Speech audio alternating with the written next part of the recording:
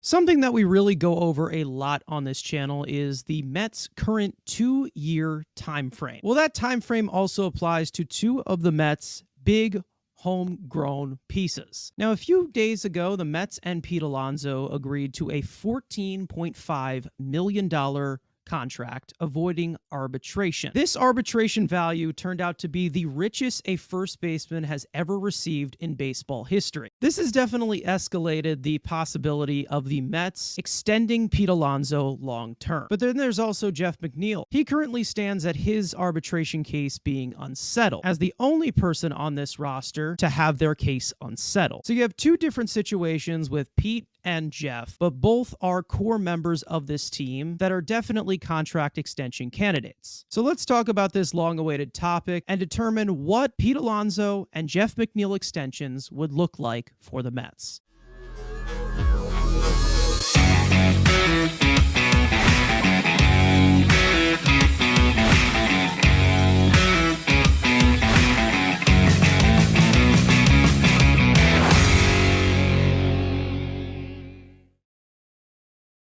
Right now, as we look into this 2-year time frame, Pete Alonso and Jeff McNeil definitely line up to it. You have a lot of these short-term contracts coming off the books, and that definitely leaves space for the Mets to keep them possibly long-term. They're two completely different players. They're two completely different hitters. They're two completely different situations. I think it's pretty obvious to say who is the priority over who, but whose situation would you say would be a lot more complex than the other? You look at both situations, obviously, you're talking about a power hitting first baseman who's probably one of the best, a top three offensive first baseman. You got guys like Paul Goldschmidt, you got Freddie Freeman, and then you put Pete Alonso and Matt Olson in that same conversation. You look at McNeil, second base, kind of a weak position. When's the batting title? Who really cares? It's 2022. Can we stop using that as, oh, he's good because he won a batting title? Yes, Jeff's a great slap hitter. He's probably one of the best at doing that. But if you look at who is more impactful to this team, it is Pete Alonso, and it's not even close. And you've already seen that the Mets and him agreeing to the arbitration case, unlike Jeff McNeil, who's complaining about money. So maybe there is more correlation to say, hey, you played nice in arbitration, you get priority for an extension. With the first base market, isn't going to cost $300 million that I've seen people being like, oh, because he has better offensive numbers than Lindor, so we should make more than Lindor. Sometimes people just stop tweeting. Jeff is a guy who can,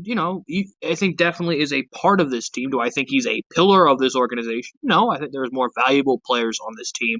Two, I think he can be replaced because, Jeff in today's game is an old school type of player, not in today's modern age of hitting the ball hard and hitting it far.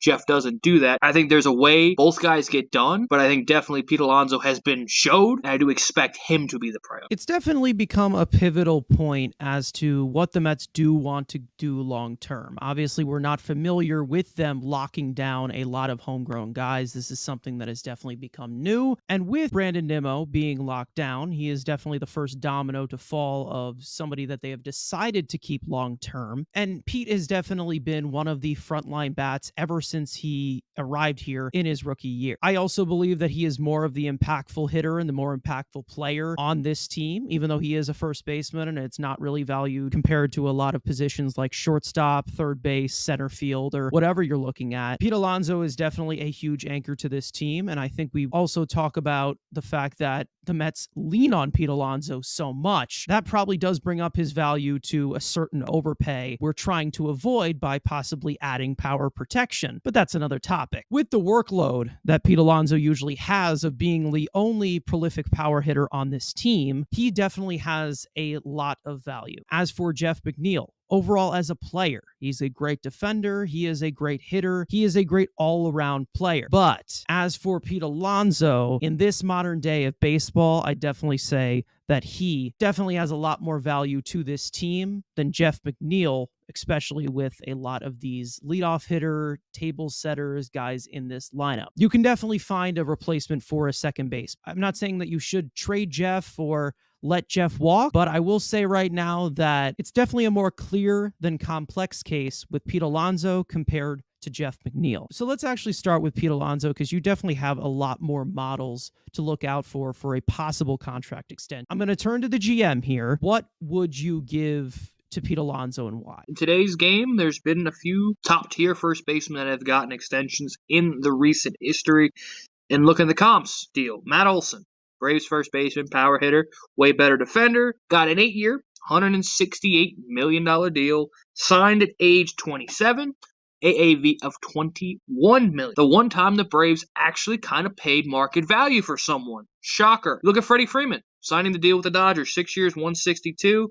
AAV at $27 million a season, signed at age 32. And then you look at the National League MVP, Paul Goldschmidt, signed at age 31, 5 years, $130 million, and AAV of $26 million. Yes, Pete right now at age 28, so he is a year older than Matt Olson. I think my comp, if I was Billy Epler and Steve Cohen, the deal I would offer him, 7 years, $175 million, so he tops everybody in overall money. AAV at 25, so he does come in AAV-wise behind Freeman and Goldschmidt, like he should be. You buy out that last year of arbitration, and then you give him 6 years to extend him, pay him to age 35, and then we'll see down the line where he could be. Do I think he could get a longer deal? I think there's a world of it. I wouldn't.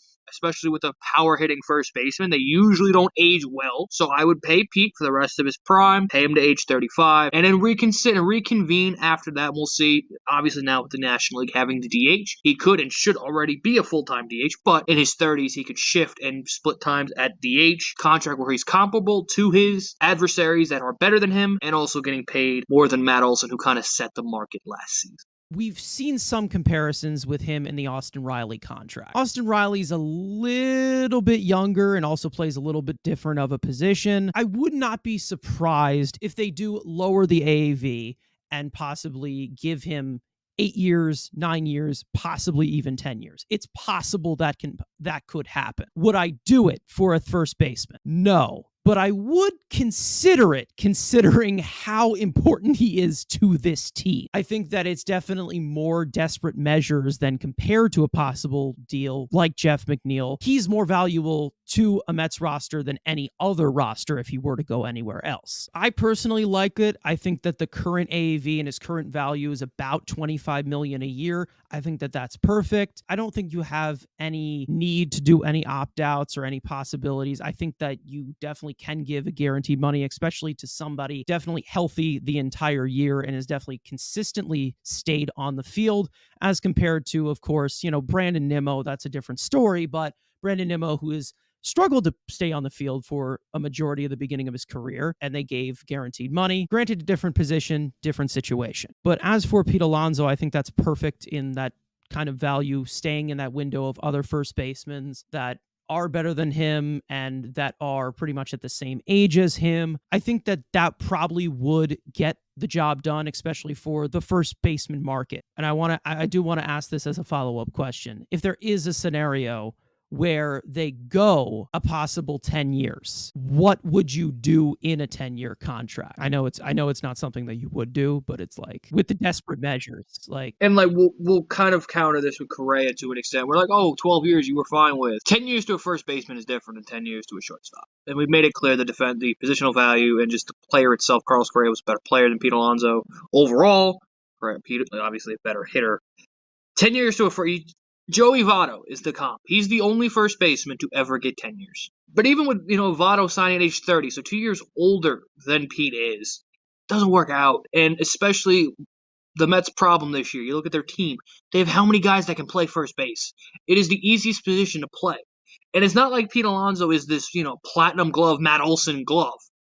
The guy is horrific defender. He's a DH playing first base. So there is not a world where he gets an Austin Riley contract. Listen, I'm totally aware of that, but I think it's just pretty much the desperate measures of possibly overpaying and keeping a player that is so important to this team. I mean, if he does get 10 years, he's going to get it here and not anywhere else, obviously, compared to any other team. So now you get to the more complicated side of this, and that being Jeff McNeil. The arbitration case is currently unsettled right now, and the Mets and McNeil are currently $1.5 million apart. Second base is an interesting position because you definitely have a lot of these guys getting short-term AAVs, low AVs. It's definitely a position that is very hard to value. It's definitely undecided if he were to take a possible hometown discount. We don't really know if he would. So would you go for the hometown discount? What would you actually give to Jeff McNeil? Whether you determine his value, whether you give him shorter term, more AAV. This is a very weird situation because he also is in his 30s already. Second base is probably the weakest talent pool in baseball. You could say that, or left field. There really isn't a lot of talent at the position. And you look at the comps to second base. I'm throwing Marcus Semien out of this conversation. Jeff McNeil's not as good as Marcus Semien because he can hit you 40 homers a year, and yes, give you good defense, and actually had a good year, take away his first month. So Marcus Semien's big deal, off the table, not even in consideration. Jose Altuve, 7 years, $163 million. Age 27, 3 years younger than Jeff McNeil. AAV at about 24. DJ LeMahieu across town, 6 years, $90 million, $15 million AAV, 2 years older at age 32. And in this season, Ketel Marte, 5 years, $76 million, signed at age 28, AAV at 5.2. Jeff is in a weird spot because he's comparable to DJ LeMahieu because he both kind of can play everyone on the infield. Good slap hitter, hits both winning batting titles, great batting average guys. Take your pick. I have it at 5 years, $85 million, kind of like Alonso, kind of matching up with Alonso, paying him to age 35. I think Jeff definitely could age better than Pete Alonso because he's a slap hitter. Those guys age well more than guys that are just a pure power hitter. Positional flexibility does matter. Of being able to play the corners, can play the outfield, can play first, can play third in a pinch. There's just a world where McNeil is just, what do you pay him at? And as a second baseman, the 5 years AAV at $17 million. It's more than DJ, who got $15 million, which that's the comp. I think he's probably wanting north of that. And I think he would want a sixth year, but I just don't think $100 million to Jeff McNeil. Like, I get everyone's like, oh, there's no way that Brandon Nimmo got $160 million. How, you're not going to pay Jeff McNeil $100? No. But the difference is, Brandon Nimmo actually is a top 3 center fielder. Center fielder is more valuable than second baseman. You can find a second base, and it's not like there's a couple guys in our system right now who could take Jeff McNeil's job in a couple of years. But, I think Jeff definitely can be extended. But again, I'm not giving him a 7-year deal like I'm giving Pete Alonso. I'm giving him a 7-year deal because he's in his 20s. He's 28. 2 more years to his age 30 season, and then the 5 to age 35. If he wants to be matched up with his buddy, getting paid to age 35, I will do that, and not much more. I'm not going into the 6-7 year range for a slap hitting second baseman. I could rather use those assets to bring in a more today's generation of ball player second baseman. There is one comparison that I have to this, but he is a little bit younger than Jeff McNeil because it's kind of one of those rare cases because McNeil, obviously this late bloomer player, but what Andrew Benintendi did get from the White Sox is definitely similar as to what I'd probably offer to McNeil. There is some similarities to Jeff McNeil and Andrew Benintendi, how the type of player that they are. I know a lot of people do compare Andrew Benintendi and Brandon Nimmo because they're both primary outfielders, but Benintendi is a little bit more similar to McNeil than Nimmo. 5 years, $85 million as compared to a Benintendi 5 years, $75 million. I mean, that personally I think is fine. As for all these extensions, we know that most of them have overpay, especially when they're going into their 30s. I think that you could pay Jeff McNeil like he is the best second baseman in baseball, but the only big concern that you have is obviously what he's going to want in term. And I think that 5 years is probably the only way that you can keep it at. That's like the biggest max that you can actually give to him. McNeil is not an injury-prone player. The typical age of some of these players, he's a late bloomer for sure. I'm sure that he has tons of great years left in him. You do have to be careful because he does have some of these rough ups where, he's going full speed ahead. He's not going to be able to be doing that in his mid-30s towards the end of any contract extension. There's definitely a possibility where he doesn't get extended. And there's a possibility where the Mets try and find a replacement for him. It's definitely possible because that's just how that position is. I think that there has to be a limit because of the concerns that you have long-term with a guy at the age that he is and at the position that he is. But I do think you can wait with McNeil where if he's going to complain about it, we have him for 2 years. You're going to have him on arbitration. So there isn't a world where you need to overpay because right now you're only bidding against yourself. You tell Jeff, you want to be here long-term, you want to be here winning long-term because this organization has showed and is going to continue to show a winning tendency and want to win. If you want to run and test the market, test the market. But we're not going to overpay because right now we don't have to be.